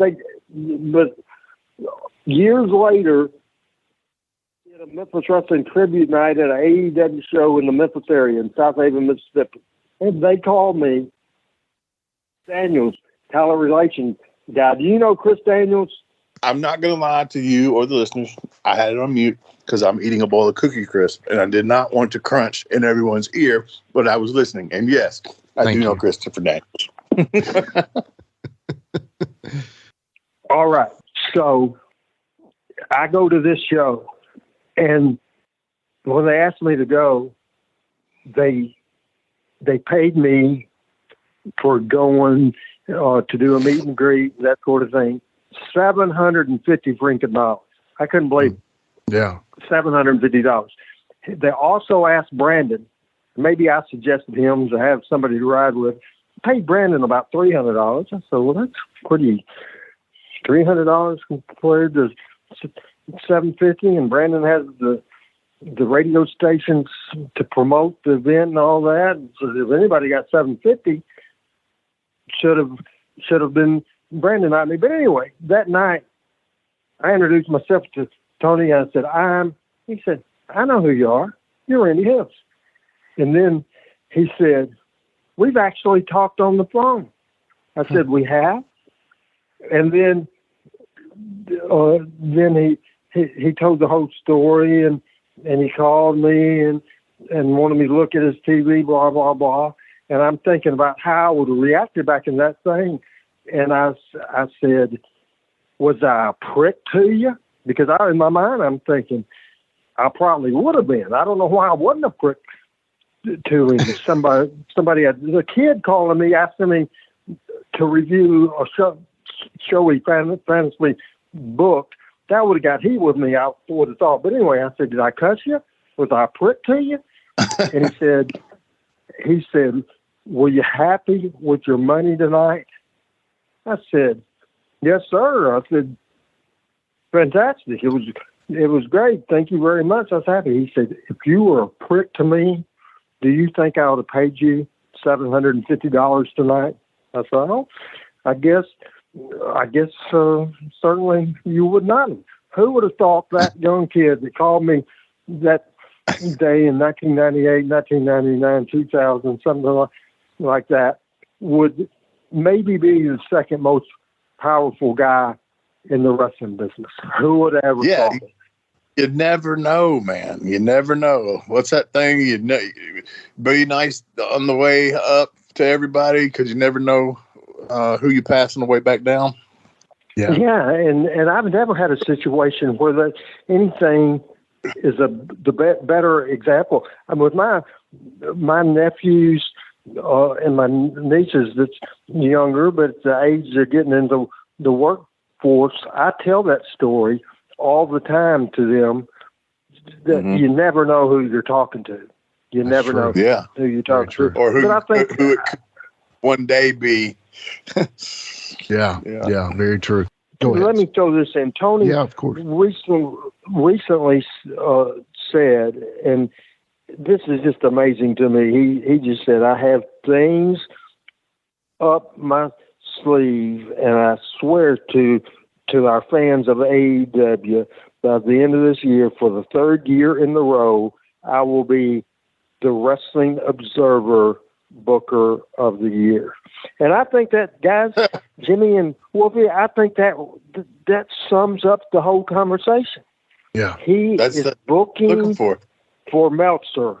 He's in that line of thing, and he's the second most powerful person in the wrestling business. And there's issues with that. That's bottom line. It's kind of relatable to what you said a few minutes ago. From the beginning, Larry Burton's purpose was to sell the USWA. From the beginning, Tony Khan's purpose is to be the number one booker in Meltzer's mind. Yeah, that's true. That's his. Do you think that's his? I've arrived. I mean, he's already arrived, but would that be his, claim to fame, personal accomplishment, championship of his life or something? If he gets that from Meltzer? Yeah, and it's not just Tony. Tony's the lead head on that thing. But look at the Young Bucks. Do you not think that they're so? And they're a real good team. I'm not knocking them, but the thought process of I am, because they have pretty much a lot of the independents are performing for Meltzer, and they named their finishing move the Meltzer Driver. Right. Yeah, right. Bad. Absolutely. You remember back. And we always say this, back in the day, but really back in the day when you got a hold of those stapled papers together. Have you seen the recent dirt sheet? It was taboo, and you kind of passed them off under the table. Hey, here's this one, and we didn't say. All we really said was, this guy's a fucking idiot. He don't know what he's talking about. Yeah. Yeah, and we can do entire series on that, and I probably wasted you guys' time and our listeners' time on that, but that's really my philosophy. I think AEW worked in the beginning because for the last however many years since the end of WCW, which was 2001, the end of the territories and all that, and Vince had no competition. I think the fact there's another company is better overall for the boys. I think because they weren't more than one major wrestling company, I think a lot of wrestlers on the independents don't have that second step. Wolfie wrestled in the Outlaws. Am I correct? You were an outlaw wrestler, right? Yeah. I was an outlaw ring announcer at one time, so I've been there too. And the next step was Memphis, and the next step was in CWA, WCW, WWF, whatever the fact. So there's a pecking order of where you wanted to be. Now you're on these shows with 20 people. All of a sudden, the people don't have the opportunity that Wolfie did to wrestle in Memphis on Monday and Louisville on Tuesday and Evansville, Indiana on Wednesday, maybe Somerset, Kentucky on Thursday and Tupelo, Mississippi on Friday, and Jonesboro, Nashville, and TV on Saturday, and once a month in Jackson, Tennessee, wrestling 6 or 7 days a week, always twice on Saturdays. They don't have that progression. They go from 20 people at an outlaw mud show to being on TV, on TBS or TNT, on Dynamite without a training school. And then they're doing national TV and they don't know the right things to do. And now that's what we get. And they're in conflict with the veterans like the Jerichos and all the guys, the punks of the world. I think Jericho probably is more political. He wouldn't have gone on a media scrum and buried Tony Khan. Jericho wouldn't have done that. He's a better businessman than that. He would have just taken the money and go and tried to keep a good relationship and do his stuff the way he wanted to do the stuff. I don't think Jericho would do anything he thought was stupid. At the same time, he wouldn't go on a media scrum and bury the top talent and bury the owner. It's exactly so. I think that company is in bad trouble now. You guys agree? I do. Yeah.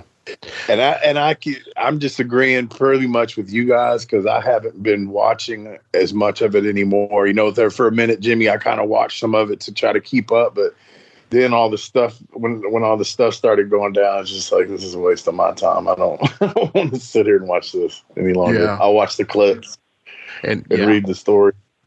Yeah, and if that's happening all around, that's bad trouble for them for sure. So, well, a piece of kind of positive news, I know we talked about AEW here, but this is our final current affair of the day in that the wrestling now this is a little old, but it's current enough. We haven't addressed it. 2022 is the year of the comeback. Wolfie D has wrestled a couple times. Ric Flair had his last match. Obviously, we've talked about that at length. But on November 27th, 2022, wrestling legend Ricky the Dragon Steamboat will be making his in-ring return at 69 years young for Big Time Wrestling. The show will emanate from Raleigh, North Carolina, and will be dubbed Return of the Dragon. What do y'all think about that one?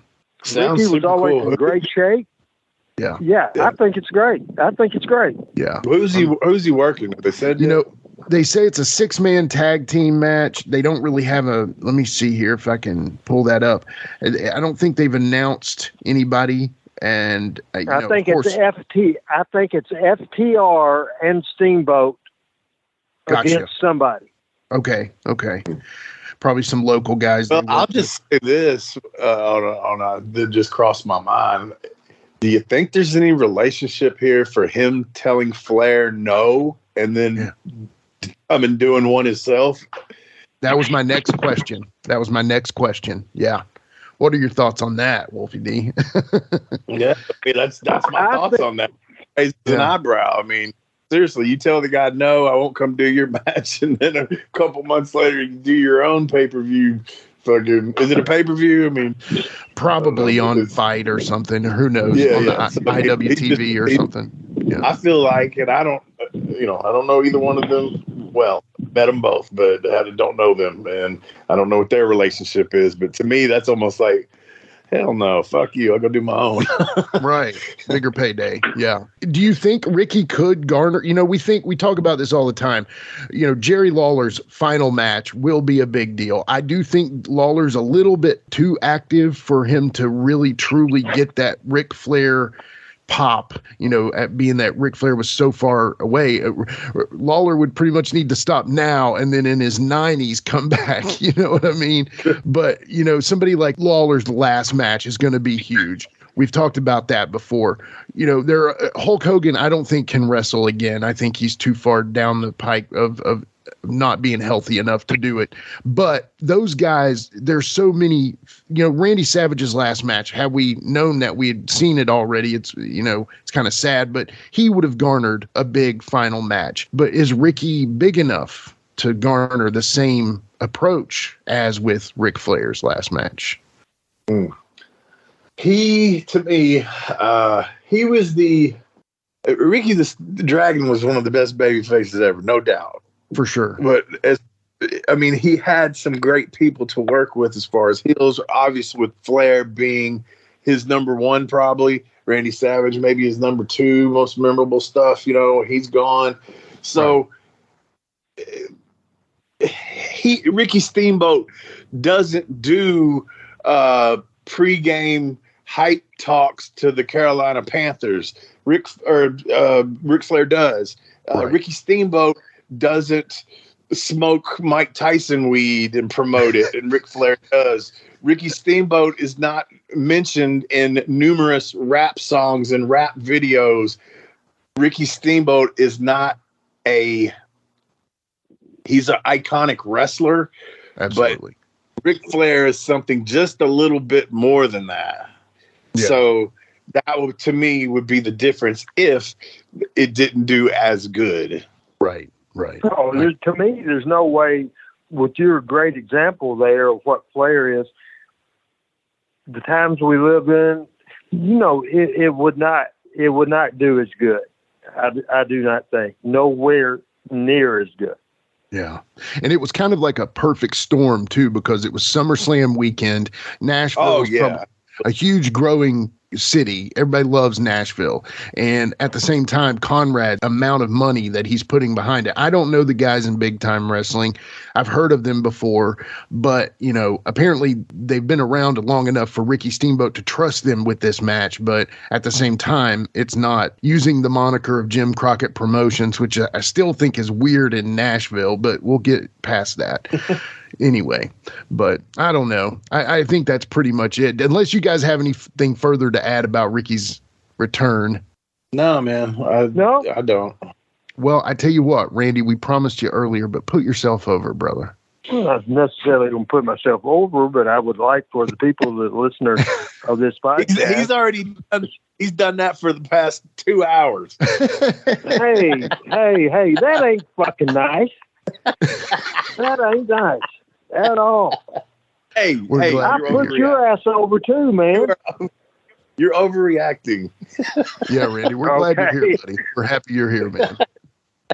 Yeah. All right, see, he's gonna get me hot at the end of this damn thing. Anyway, I do shows on my social media. Mondays, the Power Pro Wrestling Watch Along. Tuesday is certainly live on all my social media, my Facebook, Randy Hales, my Twitter at RB Hales. Check me out there. But I recently have started a YouTube channel, and I couldn't do Randy Hales for.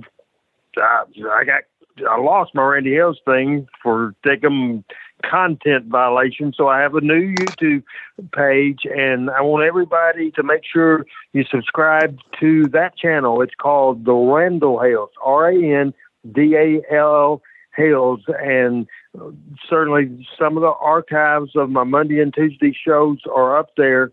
including the ones that I did in July the 19th and July the 26th. I thought it's a combination video and talk format. Wolfie came on, and certainly some of the shows that the two shows I'm the most proud of are those shows. It's now on YouTube, Randall Hales YouTube channel, and just look at the list of videos and the most recent ones, because right before you guys called, I had finished. It took me forever to find them, but they're up there. So it's my mission to keep the legacy of Memphis wrestling alive. I love being on this show in July, and love the fact that you called me today, and we will do recurring Hails from the Territory, because what I've had today, I think, is unique and good stories, and me and Wolfie together, we can throw a lot of other. We're not finished yet. They're not going to ring that bell for us yet. We're just going to take a little intermission. We'll be back, hopefully, within the next several months, and we'll do it again. And I thank you guys for having me on. This has been a blast. Randy, it's been awesome, man. There's nobody better that we could have picked for this episode. So I guess that it's so good that we're going to turn it into something else on the fly. We did not discuss this with we didn't discuss this before we came on here, folks. So we just made a decision on air. We called it audible. We called it in the ring. There you go. That's what you said we were going to do. That's what you said we were going to do. If you were my exact words to Jimmy were, real quick, I sent him a text, and he's like, "What are we gonna do?" So I texted him back. I said, "We'll call it in the ring, kid." That's awesome. And that's the thing. If you would have sent me a script, I'd have been horrible. Hopefully, everybody enjoyed this show. And again, call it in the ring, and that's exactly what we did. And to me, that's the only way to do it. Yeah, Wolfie D. So for Jimmy across the street, Randy Hales, this is Wolfie D, and we want to thank you once again for listening to Live and in Color.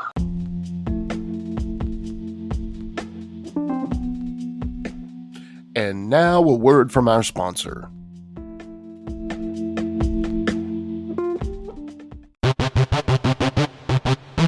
Ladies and gentlemen, welcome to Give Me Back My Pro Wrestling, the podcast that's based on the old school, but can still help you find the good stuff from today.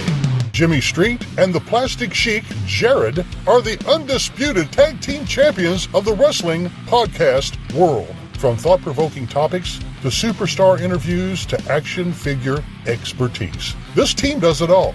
And all they ask is, give me back my pro wrestling.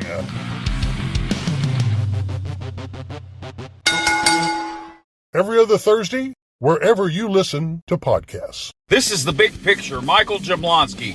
Don't forget to tune in every week to Jablonski's Pissed Off on the Give Me Back My Pro Wrestling YouTube channel. The thoughts wrong in this sport. He's gonna tell you all about it. He doesn't care what you think. You're gonna hear all about it. Mike Jablonski. He's so pissed off. Mike Jablonski. He's so pissed off. Mike Jablonski. He's so pissed off. He's pissed off. If you're a pro wrestling fan, there's something for everyone at the Cheap Heat TV Podcast Network. From the Pro Wrestling Discussion Show, Cheap Heat TV Live, to the interview show, the Jackson Interaction Podcast with the king of all wrestling media, Gene Jackson, to the silliness of the Whitey Jenkins Show, and the brand new Zip, Xander's Irresistible Podcast with Charles Anders. You can check them all out and much more over at cheapheattvlive.com.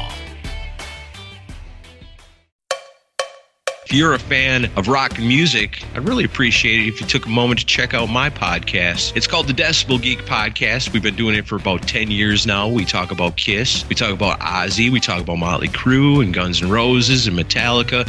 We talk about all the legends from the 60s and on, up to brand new bands that you should be hearing about today that you're not going to hear on the radio. It's Decibel Geek. Wherever you find your podcasts, you'll find us there. If you love rock and roll, I can almost guarantee you're going to love my show.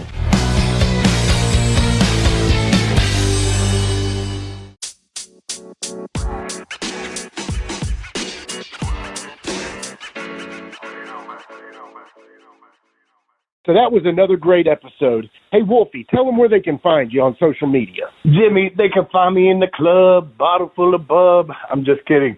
They can find me on Facebook.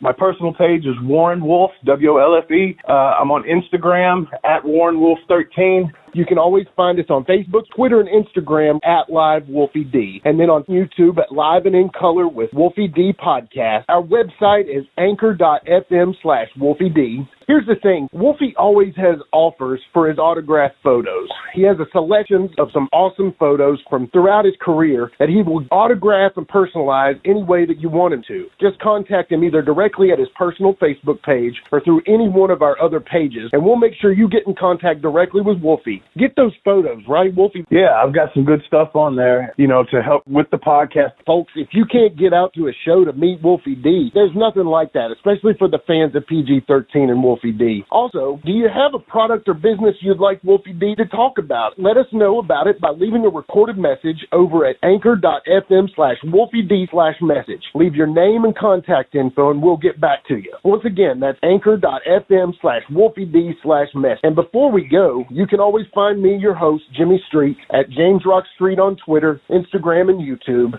And hey, Jimmy, before we go real quick, I just want to add in there, from the bottom of my heart, I really appreciate, first of all, the work you've done for this podcast. You have worked your butt off. Secondly, the people that are liking the page. Beyond that, even more, is the people that are listening. And we really appreciate that. Yeah, and remember, guys, the podcast drops a new episode every Monday at noon, and our past episodes are streaming now on demand on all major podcast formats. Thanks again. I got a cap for your dome. He got a cap for your dome. I got a cap for your dome. He got a cap for your dome. He got a cap for your dome. And here we go. The original white boy that came out sagging, not bragging, don't be hating, cause I'm spitting the truth. Still live and in color. Bum rush your mother, utilize a hubcap. I'm like any other. Back in the day, I was NOD, and I was P to the G, plus the 1 and the 3. In case you forgot, they call me Wolfie D. Been cloned and copied so many times, tired of suckers taking credit for what is mine. You know who you are without me name dropping. Wrestling's first white boy coming out hip hopping. Been doing it like this since '92. Laid low for a while and you thought I was through. Listen real close to these rhymes that I've injected. This shit's so sick it makes your ears get infected. Mad skills, no faking, there is no one great.